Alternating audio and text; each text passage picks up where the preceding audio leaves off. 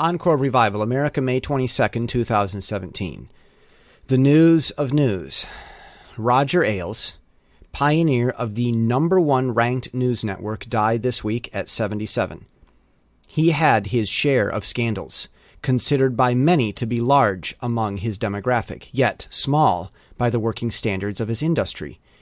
He was held to a higher standard, as did he hold his organization. He oversaw the original Rush Limbaugh TV show before making Fox News into a household name. In both success and failure, Roger Ailes proved that conservative opinion hadn't gone out of style, and that agenda-driven news reporting had, and that no establishment is too big to fail, including his own. Those who worked with him have much more to say. He will remain among history's more remembered. Now, the entire news industry has its eyes on Donald Trump. The vultures and sharks are circling, thinking to get lucky for the first time. In former FBI Director Comey's long list of problems, even after all the opposition from the political left, the news narrative is that Trump's only important reason for firing the FBI chief was Trump himself. Good luck with that. While the birds and fish swarm around abandoned driftwood, hoping to find something to feast on, the Republicans on Capitol Hill do what they always do. Nothing. Talk of impeachment, then markets tumble. Lay off the word impeachment, and the markets rebound. So it's clear what the money wants and why the economy improved. Notoriety for Trump from the markets is the most this vulture cluster will accomplish, second most being that the political class will have something to keep them distracted. Third most is the entertainment the Russians are getting out of this. And hiding somewhere in the back of the room, someone made money last week, and someone else lost money last week. But the money made on market dip days isn't newsworthy, right? Speaking of Russian entertainment, Putin may respect Trump more for this whole investigate jazz, which could lead to peace in other regions. Perhaps. America is divided. But this isn't news. A political class was evicted. Young, entitled socialist hippies were denied. They were told to work and give to themselves rather than receive.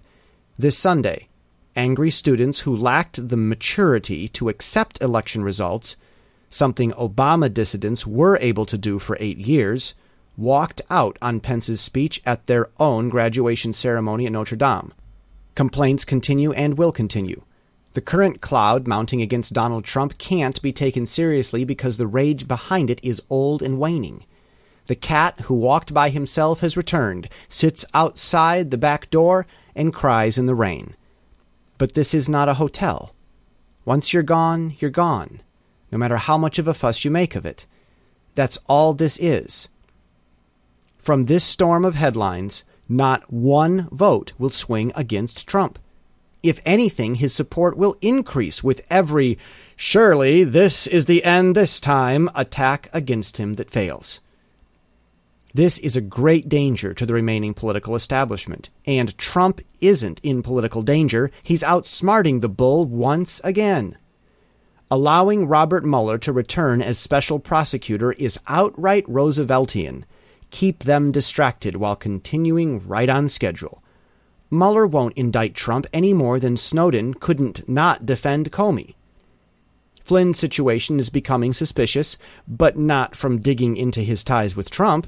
His problems beg questions of the Obama years. Trump fired Flynn on principle. He gave a dodgy answer to Pence's direct question. Anything we discover bad about Flynn at this point applauds Trump's firing principles and smears Obama. But that won't stop the angry bull from thinking he's gonna finally kill the blanket this time. What's all the confusion about? What's the real story? The real story is that Washington scrambles to discover the real story while Trump travels overseas to coordinate with Israel, the Vatican, the Saudis, NATO, and G7. There won't be any coordinated scheme against the president while he's gone. It seems crazy. It is. The line between brilliance and insanity is too fine for the media's eye to see. The smokescreen of chaos in the nation's capital, just in time for the president to travel and create new headlines, is as masterful and understandable as abstract art. It may be good, it may be evil, but it is neither unintended nor unskilled. So, another bullfighter triumphed against another angry bull this week. So what? Look to the seas. Venezuela has real trouble. So does North Korea. China and Russia are on the move. China's execution of CIA spies during the Obama years is just now making headlines. Europe faces a Muslim reformation it invited. All the while, the U.S. military just got a $15 billion injection, thoroughly opposed by pro-military members of Congress, and is undergoing fat-trimming scrutiny so severe that the overeaters are whining as tax vultures have found a less crowded sky to circle above the Pentagon. While Capitol Hill's buzzards circle an empty coffin, work continues. And whoever bought all that discount stock that sold off on Wednesday stood to make a lot of money selling it back on the Thursday and Friday rebound, just as they will at the next opportunity, and the one after that, especially the dip days that are reported as market panic, rather than the opportunities they often prove to be. Encore. Revival is returning to America.